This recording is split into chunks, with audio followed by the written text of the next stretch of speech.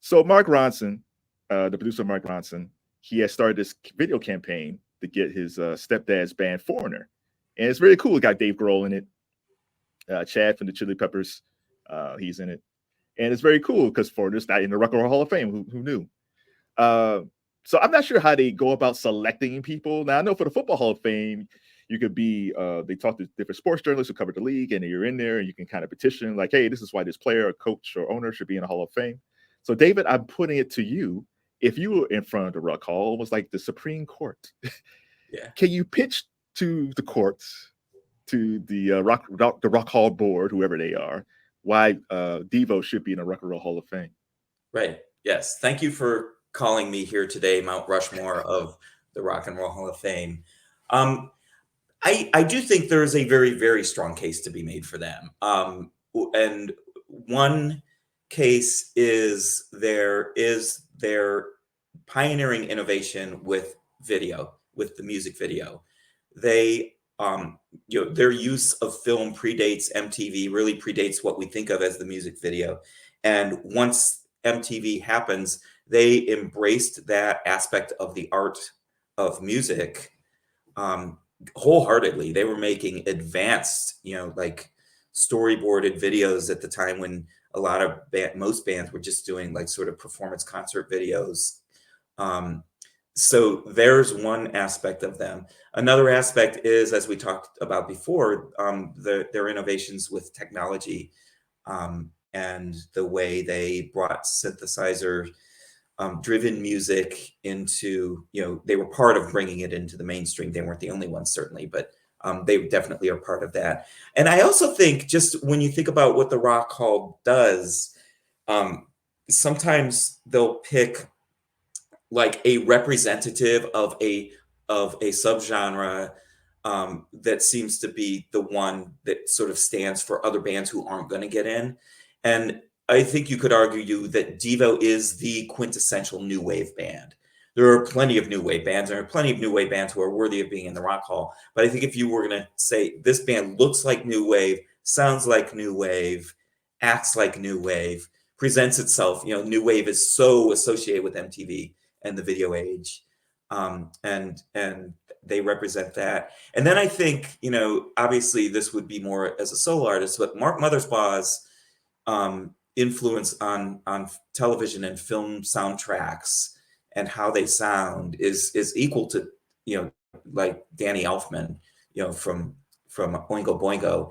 And I don't think Oingo Boingo is ever going to get into the Rock Hall, but I think Mark Mothersbaugh's external influence, and continuing influence should be taken into account as well. So that would be my argument for why they do belong in the Rock Hall. And these barroom arguments, I could say they belong in there before Foreigner does, for instance. I think all these bands, I feel like if we still hear the songs today on the radio, they should be in there. I'm not one of those people. I think the problem the Rock Hall always has, they call it the Rock and Roll Hall of Fame. Because I knew when they said it's like, oh man, they're going to pigeonhole themselves because rock and roll is just influenced by everything, and these peers, it's like, oh no, it has to be rock. But no, I think bands like Foreigner, bands like Devo, they belong in there. I mean, still hear the songs on the radio. And I mentioned Dave Grohl before, like Kurt Cobain was a fan of Devo. A lot of those grunge Seattle type bands.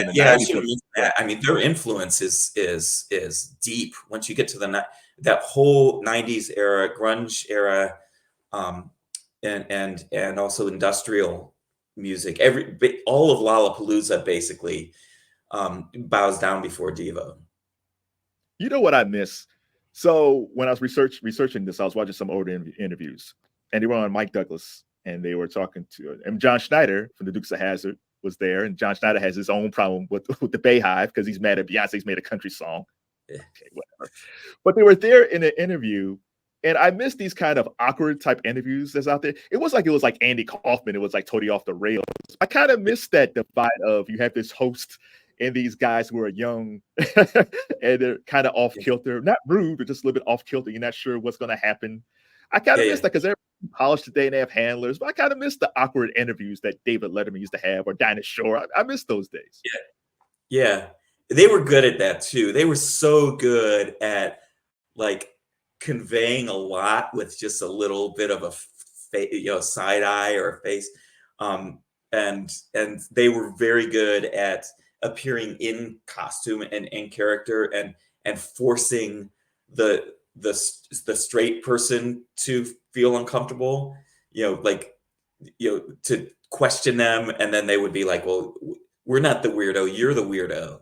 They were always so good at subversive communication like that. And so, yeah, so I could imagine with the Dukes of Hazzard. It just the imagery just looks so weird. Like it's just because you don't see that today. Everybody's just like, well, you can't wear this, or make sure. Yeah, I hate it. So they're on tour now. They're in their 70s. They've lost 2 of their members. I know the book ends before they kind of take off, but what if they talked about losing members and growing old as a band? Yeah, I mean, it's not just losing members, but also, Jerry Casale has had health issues and some serious back problems. There have been tours where he had to play strapped to this like brace thing, to be held upright. And Mark Mothersbaugh, I guess almost about a year and a half ago, had nearly died from COVID. I mean, very, very, very serious case. So, there's always been some tension about whether they would tour or not, and it was always Mark who was resistant, and he was, they couldn't do it without him. And this tour, I know they've said this, and I think they've given this impression that they finally have come to terms with the fact that they're not going to live forever, and this is the first tour that I think they've really like wholeheartedly embraced it as, let's do this while we can. So, I mean, it's not just losing a band member too, Jerry lost a brother, when Bob Casale died. And so I think that, poignance of that, I think, and Bob was also very integral in Mark Mothersbaugh's production studio, long after Devo was an active band. So that he was close with everybody. So yeah, I think it definitely changes how you approach a tour as not just another job to do, but carrying on your legacy for as long as you can. So how did you and Jade work on the book? Because you're here in Akron. He's in Florida, I believe. Yeah. So how do you go? I mean, technology can do a lot of things now. It's not like how it was 30 years ago. But how do you guys decide how to put the good book together? Sharing? Are you emailing all the time? Are you Zooming each other? How did that work? Yeah, all of that. First of all, I think it's not a terribly unhealthy thing for collaborators on an intense project to be several states apart, because we can sort of have our own space. And we did the first book together 20 years ago, and we just found that we worked very well together. Jade has come up to Akron several times during our working years together, but especially, this division was always really clear from the beginning. Like, Jade had done a lot of research, and as I said before, he's a collector, and he's got all this archival stuff, but he doesn't think of himself as a writer, and so that's where my strength is. So I can tell the story, and so so we have kind of a division of labor. And then with this project, which, because we were going to include so many more photographs, and because his archives had grown so much over that 20 years since the first book, it was kind of like, Jade, you do all the visual stuff, and you figure out what photos are going to be in the book, and you work on getting the rights and all of the legwork of that. I'll revise and edit the manuscript and write the new parts, and so I kind of did the text, he kind of did the visual, and then we collaborated on things like the cover art and things like that. So it's always been a really good working relationship. We're very good friends, and we have a lot of similar interests. So I hope we can find a reason to do another book someday. If you have, what book would you like to do if you guys sat down and do something else? What would your dream book be next? I mean, it's hard to say, because this was such, Devo was in my DNA. Again, like 20 years ago when we met, we were probably the only two people in the world who had the idea that we wanted to write a book about Devo. And we just happened to find each other, that day in Cleveland. And so I don't know what it would be, but he's certainly someone I would want to work with again. And for people who don't know, what exactly is the Akron Sound? So the Akron Sound doesn't sound like any one thing. And that's one thing I love about it, is it's a mishmash of what was going on in the sort of underground of the 1970s. And so, but the way the Akron Sound came about, it owes very much to Mark Mothersbaugh. So Devo's in Europe recording their first album, and they get invited to Liverpool to do some shows. And Mark Mothersbaugh is being interviewed by a Liverpool music journalist, and he says, "Hey, what's Akron like?" And Mark says, "Well, Akron's a lot like Liverpool." And what he meant is it's a kind of a dingy industrial town. And what this music journalist thought is, oh, it's a musical hotbed like the Mersey Beat, that produced the Beatles.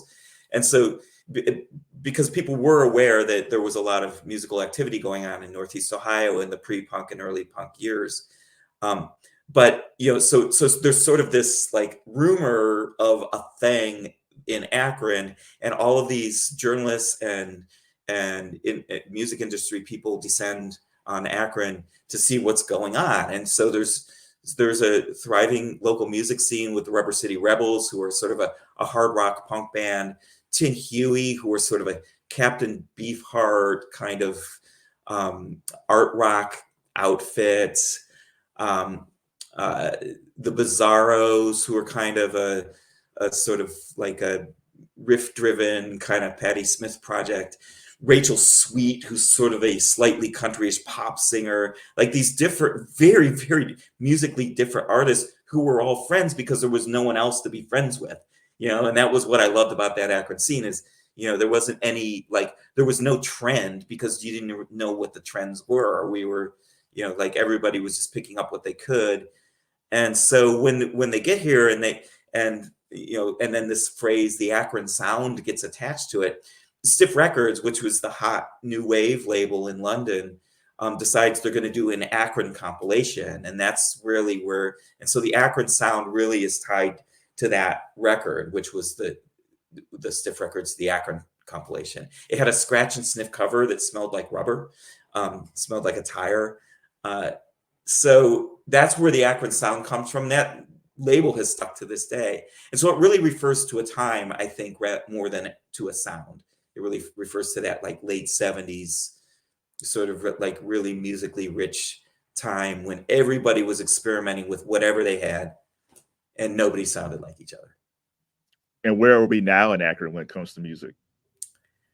So I think we're where all of the world is, coming out from underneath what COVID did. So what I sense, and ironically, I'm now playing in a band with Chris Butler from the Waitresses, who were like ground zero of the Akron Sound. And so what's happening, I think, and the reason we're in this band is the guy who put this band together spent the pandemic learning how to record in his basement because he couldn't go out and play in clubs, and recorded hundreds and hundreds of songs. And so now it feels like a lot of Akron and Northeast Ohio is emerging both in the club scene and, like people are doing live music again, but also this glut of art that got made by people who couldn't leave their basements. And so I think we're seeing a lot of new bands that came out of that are sort of starting to emerge. And Akron also has a really great, thriving summer music festival called Porch Rocker, which is kind of like where a lot of musicians are finding each other and making new friends once a year that kind of carries over. I mean, we're playing gigs now in the winter with some bands that we sort of intersected with through the Porch Rocker experience. Are you the lead guitarist, bassist, drummer, flutist?